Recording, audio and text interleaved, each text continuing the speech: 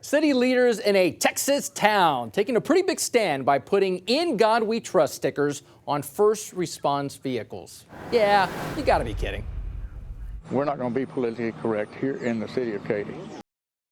Okay now, well, the mayor of Katy, I should say, putting the stickers on fire trucks, ambulances, and police cruisers, and even wants stickers on City Hall. The police chief says it's a daily reminder and it's not about religion. Yeah.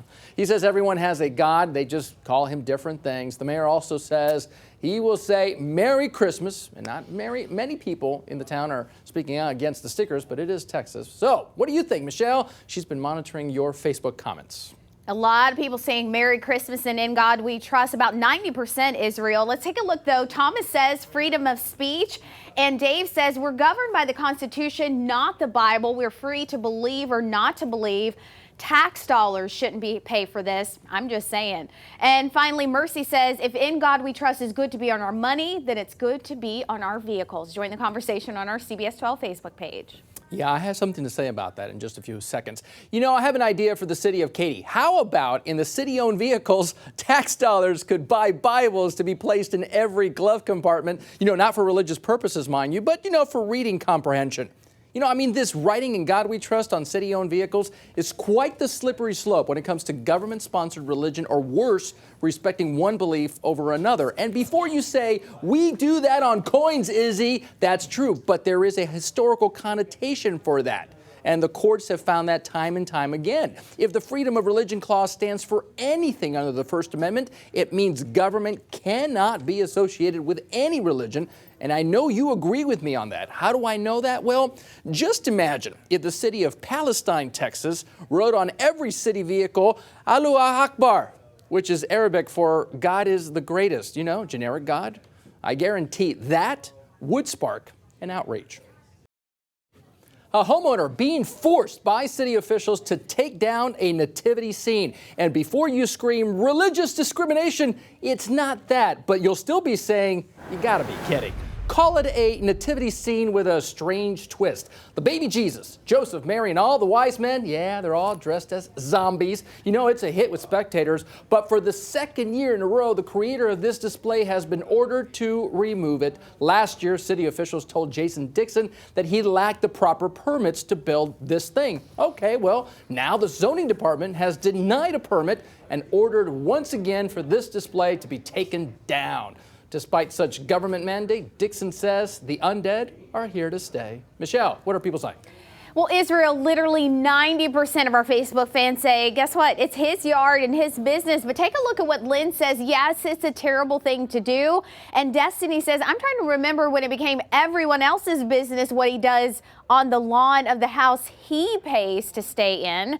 We posted this story on our Facebook page. We want to know what you think. Weigh in right now. Let me sing a couple of Christmas songs for you. Oh, Zombie the snowman was a hungry, jolly soul. Or how about this one? Zombie teeth, biting all the way. And then finally there's Silent Night, Unholy Night, Zombies bite, and then you're dead. Now, for some, the idea of a zombie nativity scene is sacrilegious. I get that. But that's the beauty of choice and art and symbolic speech. Yes, the majority usually wants to ban something that offends. Look, zombies obviously lack a funny bone, but we humans are full of life and laughter. We should see the humor in everything. Otherwise, we are the walking dead. Two Christian high schools playing in a football championship game are told they can't pray before kickoff. You gotta be kidding. Cambridge Christian School faced University Christian on Friday for the 2A state championship game at the Citrus Bowl in Orlando. Both schools, being private religious organizations, the teams, fans, and coaches, they all wanted a pre-game prayer over the loudspeakers. Unfortunately, the head of the Florida State High School Athletic Association told both teams they were forbidden from talking to God. Why? Well, the man in charge, Dr. Roger Deering, said because the game was being played at the Citrus Bowl, which is predominantly paid for with tax dollars, and because the Athletic Association is a state agency, federal guidelines and court cases don't allow prayer in public What do you think, Michelle? What are people saying? Take a look at Chris, who says, here, Izzy, why do atheists get so offended by something they don't believe? And take a look, Albert says, yes, the players are Christian, the coaches are Christian, the support staff is Christian, the fans are Christian, so let them pray. And Deb finally says, no, it's not fair to those of other religions or non-religious people. They can pray privately like everybody else. Back to you. Actually, no, Deb, they can't. You know, right now, the Florida legislature, they are considering legislation aimed at the state's oversight body for high school athletics. The proposed bill puts into state law much of what the Florida High School Athletic Association already has in its internal bylaws. Now, I'm telling you this because the main proponent of this legislation is Dr. Roger Deering. And there's concerns already that the association imposes strict rules when it comes to student sports. So now comes this, a complete misunderstanding and misinterpretation of the First Amendment freedom of worship clause. Why? Because freedom of religion doesn't mean freedom from religion. And I can prove that because next time Dr. Deering goes to lobby for his all-powerful bill, guess what? Lawmakers who are state actors will open their session with prayer inside a building, paid for by your tax dollars. GOP presidential candidate Donald Trump says something that people don't like, and then he's compared to a World War II dictator. You got to be kidding.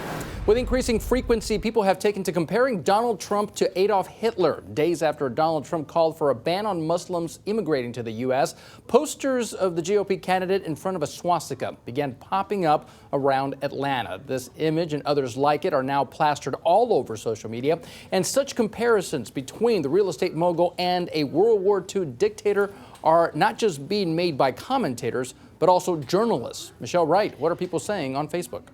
Israel, take a look here. Bobby says, sorry, I disagree. I support Donald Trump. We finally have someone that is not PC and voices a lot of what the average American wants to hear. Russell says Trump is out to actually divide our nation, not to inspire us to come together for strength. He is a loser and will be fired. And Jenna says, I understand that he wants to prevent more attacks, but sending all Muslims away isn't fair.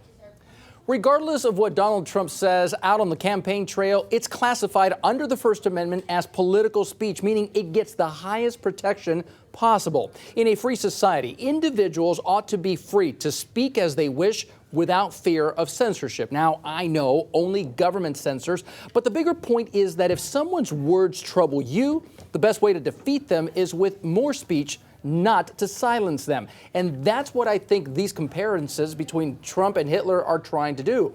Legendary newsman, for example, Tom Brokaw, he reported a news piece during nightly news basically saying the Donald exhibits qualities of a modern-day Adolf Hitler.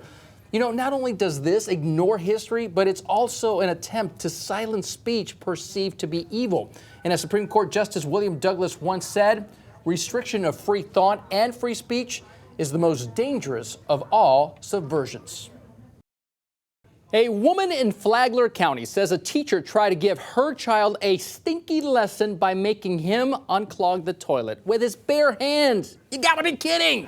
Tiffany Hoffman says her 4-year-old son had to reach into the toilet because the pre-gardener teacher wanted to teach him not to keep using so much toilet paper. The teacher has admitted to doing it, but claimed the toilet was clean. Now, Huffman says her child had gone to number 1 and number 2, so that was in the toilet. And regardless, mom says the teacher shouldn't be doing that in the first place. And as you can imagine, well, the school district now has launched an investigation. What do you think, Michelle? She's reading your Facebook comments. Israel, take a look at what Jessica says. That's not the proper way to go about teaching him a lesson. She should have explained to him to not flush so much toilet paper at one time and that it goes down the toilet. That's how it gets clogged, and should have called the custodian to unclog it with the proper equipment. And Renee says that teacher better be fired. And finally, Christy says not appropriate under any circumstance. Back to you. I have a 20-month-old child, and right now my wife is trying to potty train her. It's coming along slowly, but it's going to take a lot of patience. Now, I retell you my own experience with poopy and pee because only a parent's love can overcome this major hurdle of a child having to go to the bathroom alone. And I put myself in the mother's shoes and wonder, quote, how much joy is there that the 4-year-old not only sits in the toilet, but does his business and he knows how to use the toilet paper? I mean, to be honest with you, I don't even know how much toilet paper to use sometimes. It depends. You know what I'm saying? So it sounds to me like the teacher didn't like cleaning up the mess. You're with me? Tough. You know what? That's your job. And she may not have the patience for this because it's not her child. But if you mess with the teddy bear, guess what? You're going to get Mama Bear's wrath.